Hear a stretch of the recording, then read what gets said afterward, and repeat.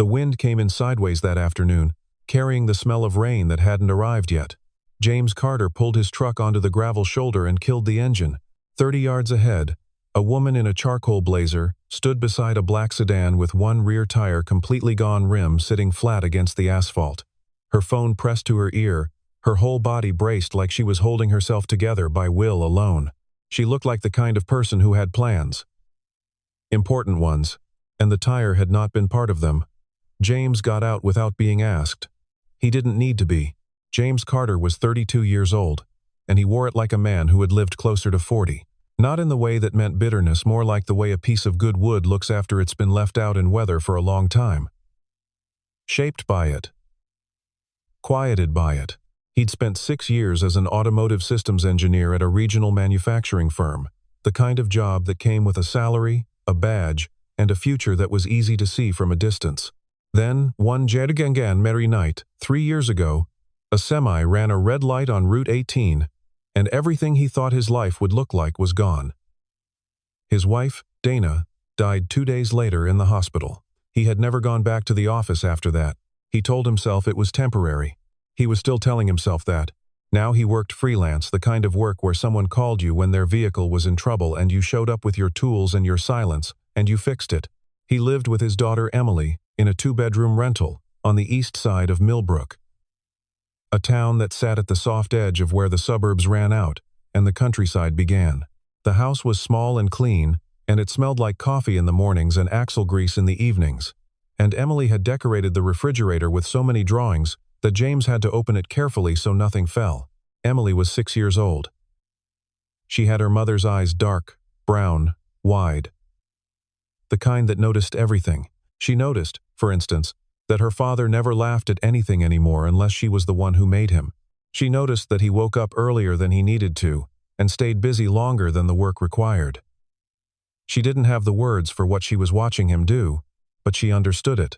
She was 6, and she understood it. Charlotte Sinclair was 28 and had the posture of someone who had taught herself never to look uncertain in a room. She had built her logistics startup from a shared workspace and a spreadsheet to a 12-person operation with a fleet of delivery vehicles serving 3 counties. She was good at it, better than she had expected, which meant the bar she set for herself was always moving. She was driving herself to a contract signing that afternoon, a deal with a regional distributor that would triple her client base in one stroke, when the tire gave out somewhere between exit 12 and Ambition. She had called roadside assistance. The estimated wait was 75 minutes. She had 40. She ended the call and stood very still in the wind. And that was when she saw the man in the gray work shirt crossing toward her with a floor jack and a lug wrench, and no expression on his face whatsoever. Charlotte watched him approach with the particular wariness of a woman who has learned to read strangers quickly. His truck was older. His clothes were ordinary. His boots were the kind that had done real work.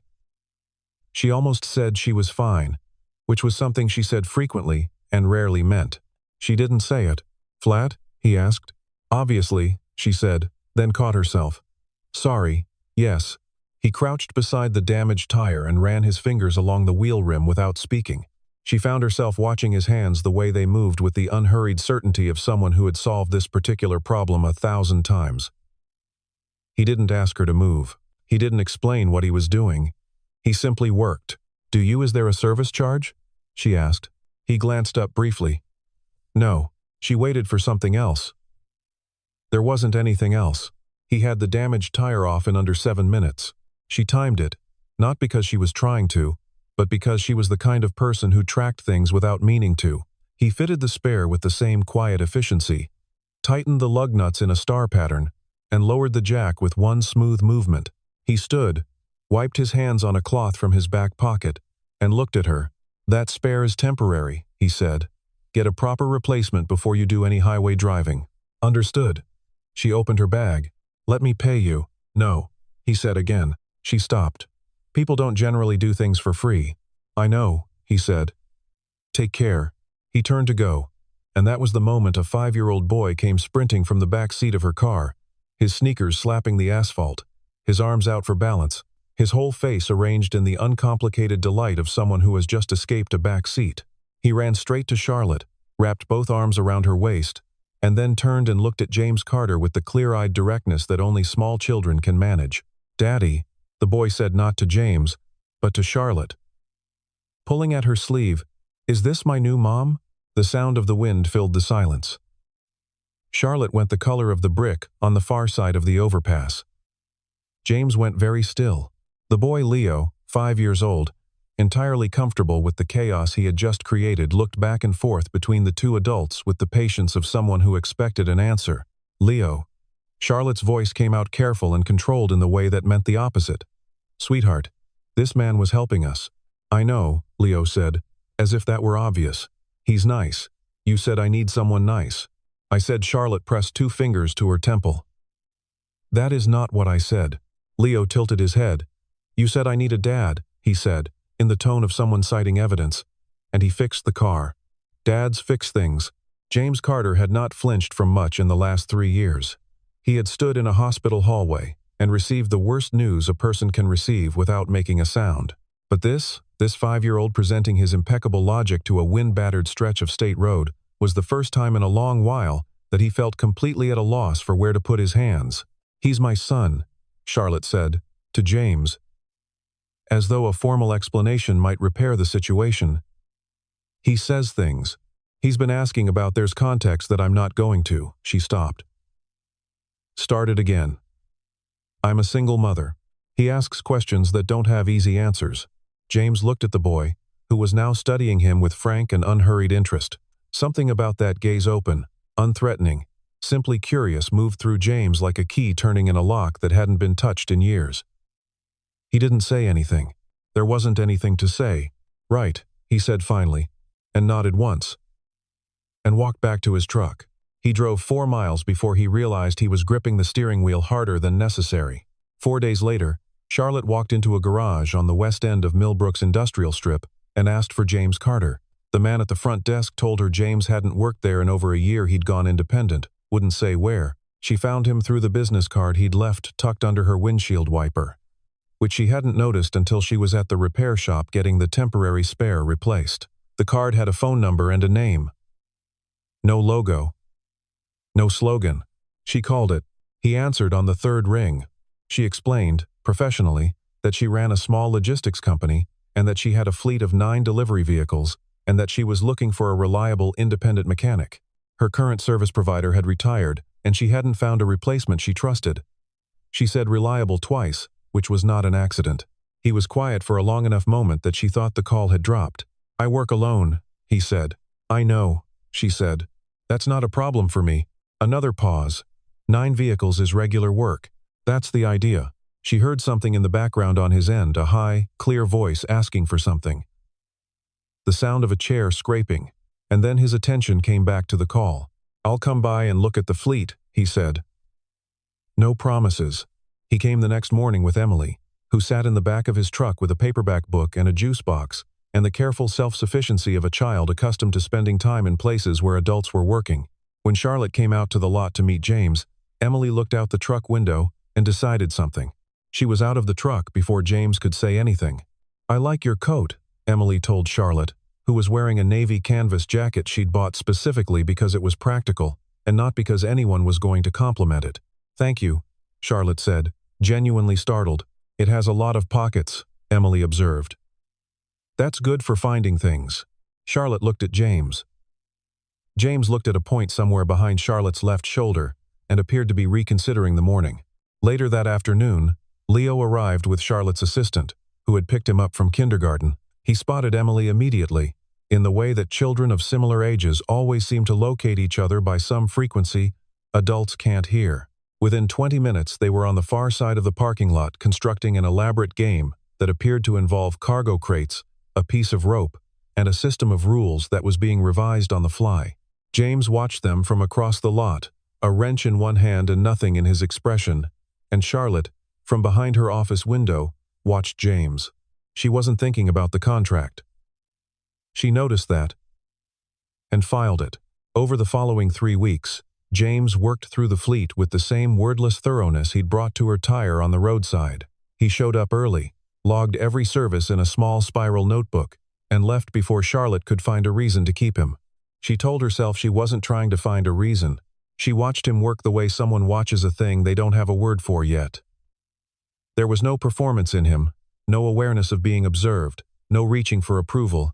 He tightened bolts and rotated tires and changed out a fuel filter on Unit 4 that had been causing intermittent stalls for 2 months, and he left a single handwritten note on the dashboard explaining the cause in plain language. Charlotte read the note 3 times. She had built her entire company on the premise that reliability was a character trait, not just a skill. She had met very few people who proved it.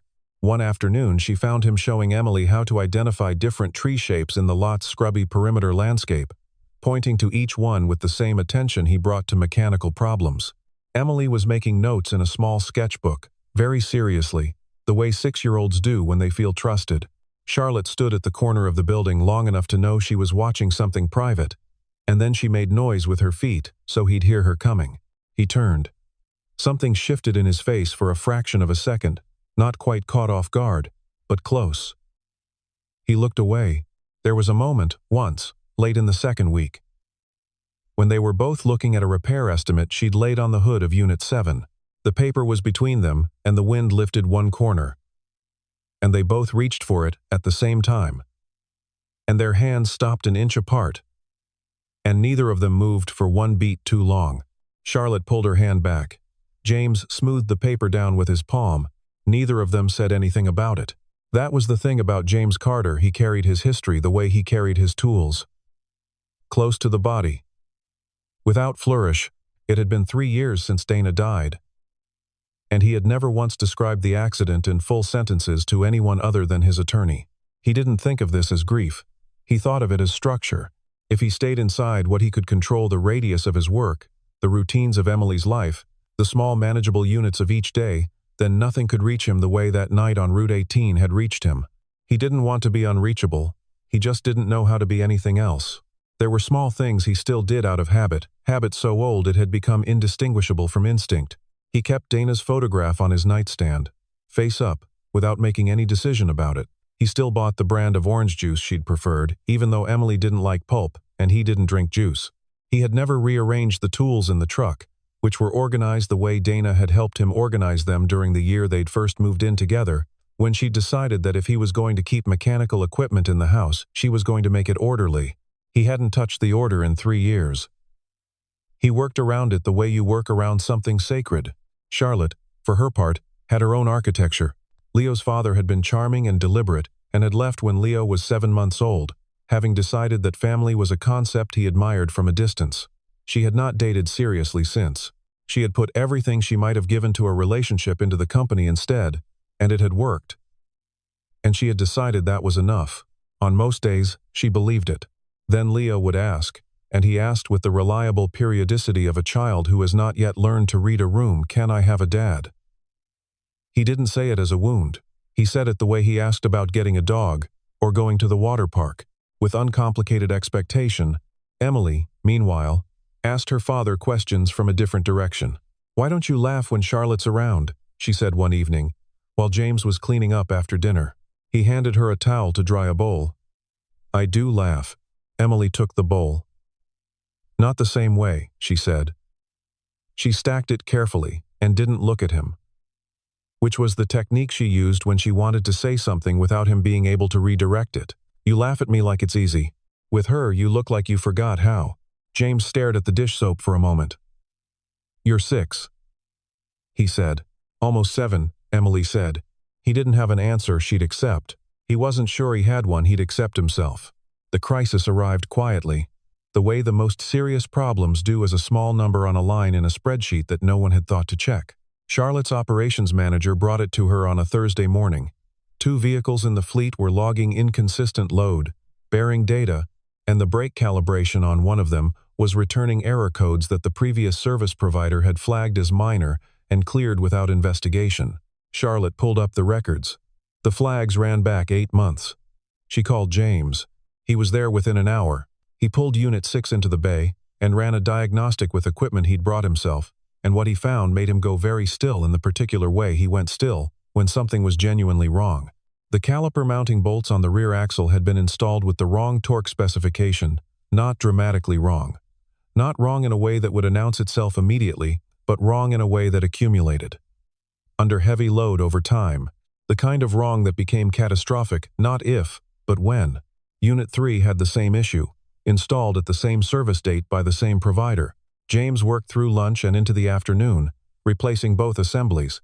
He rebuilt the rear brake system on Unit 6 from the anchor plate out, and replaced the caliper on Unit 3 with a part he sourced from a supplier he called from the parking lot. He test drove both vehicles, ran the diagnostic again, made a final check, and then sat in the bay with his notebook and documented everything. He did not tell Charlotte what he'd found in terms designed to alarm her. He left the notebook on her desk with a note that said, "See pages 4 through 7. Both units are safe now.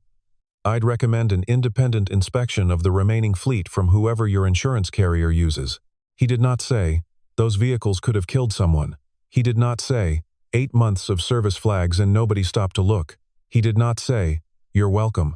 Charlotte read pages 4 through 7 twice in her office, and then she sat without moving for a long time.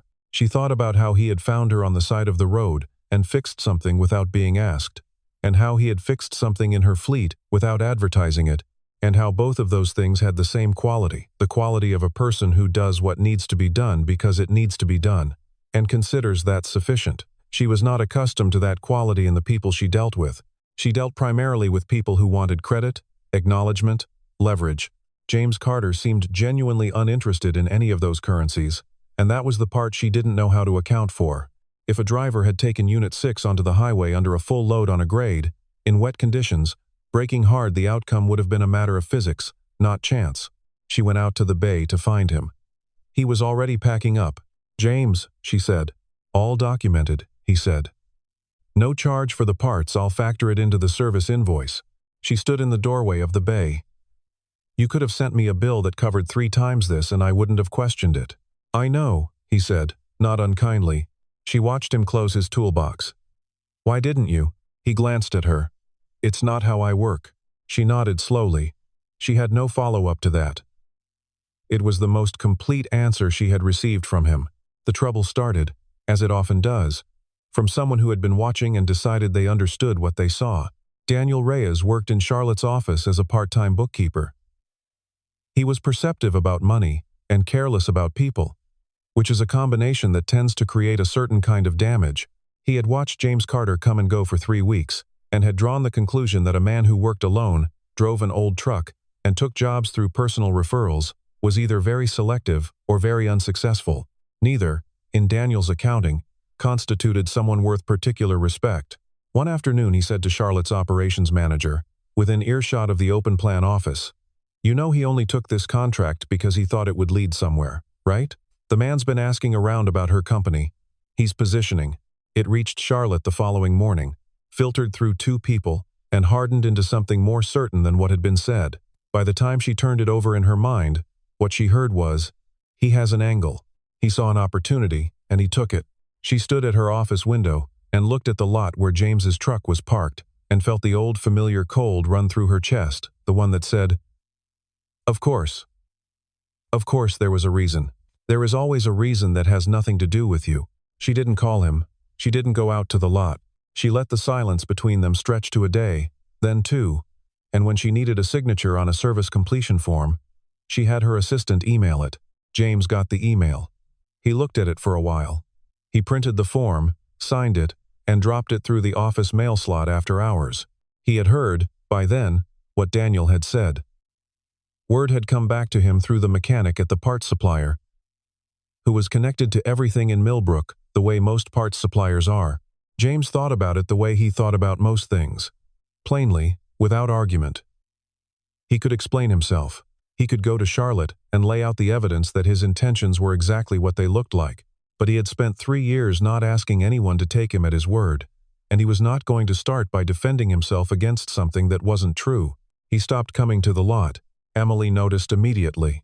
She didn't ask about it directly. She was her father's daughter, but she went quiet in the way she went quiet when something was wrong, and she took her sketchbook out more often and drew things that looked like the parking lot and the cargo crates and the game she and Leo had invented.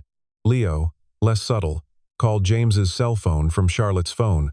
One evening while Charlotte was in the other room, James answered, heard the voice, and very gently said he would talk to Leo another time. Leo told Charlotte about it in the middle of dinner. Charlotte put her fork down. The thing that broke the silence open was not a conversation. It was a document. Charlotte's insurance carrier completed their independent inspection of the fleet and sent her a report. The report flagged the same issues James had identified on Units 3 and 6 and confirmed, in the measured language of professional liability, that the defects as originally installed would have constituted a serious hazard. It also noted that the repairs made by an independent contractor identified only as J. Carter in the service log were completed to specification and had fully resolved the risk. The report estimated that, under normal operating conditions, Unit 6 would have failed within approximately 4 to 6 weeks of continued use. Charlotte read the report on a Tuesday morning. She thought about what James had written on the notebook page. She thought about the service invoice, which had come in under estimate. She thought about the email to her assistant, and the form dropped through the mail slot, and the way he had simply stopped being there. She thought about what Daniel Reyes had said, and the particular ease with which she had believed it. She got in her car. She found James at the municipal maintenance yard on the far side of town, where he'd picked up a short-term contract servicing the Parks Department vehicles. He was under a truck when she arrived, boots visible beneath the chassis, the sound of a wrench turning in steady rhythm. She waited. He rolled out from under, saw her standing there, and got to his feet without hurrying.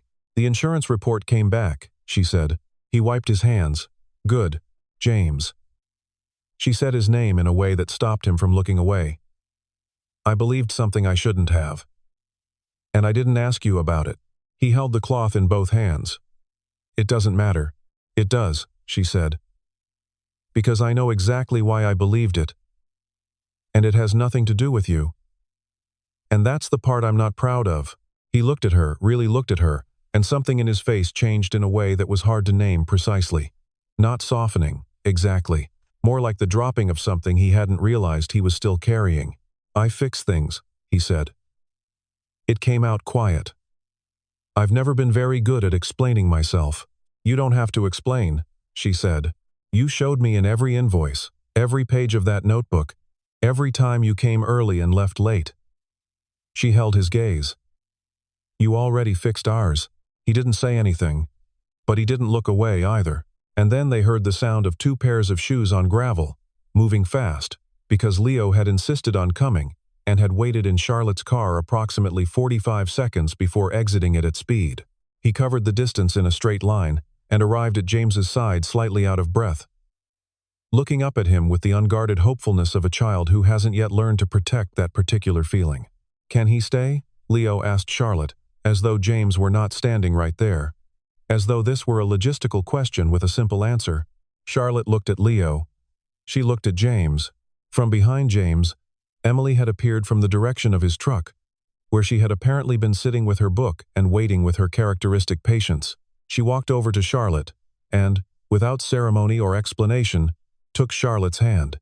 Charlotte looked down at her. Emily looked up. She didn't say anything. She just held on. James watched his daughter hold Charlotte's hand, and something moved through him that he had no ready category for. It wasn't new, exactly. It had been there for weeks, quiet and unauthorized, growing in the margins of ordinary mornings and afternoon parking lots, and one brief moment over a piece of paper in the wind. He had been cataloging it without acknowledgement, the way you catalog the beginning of rain. "Leo," James said finally, in a voice that came out lower than he intended.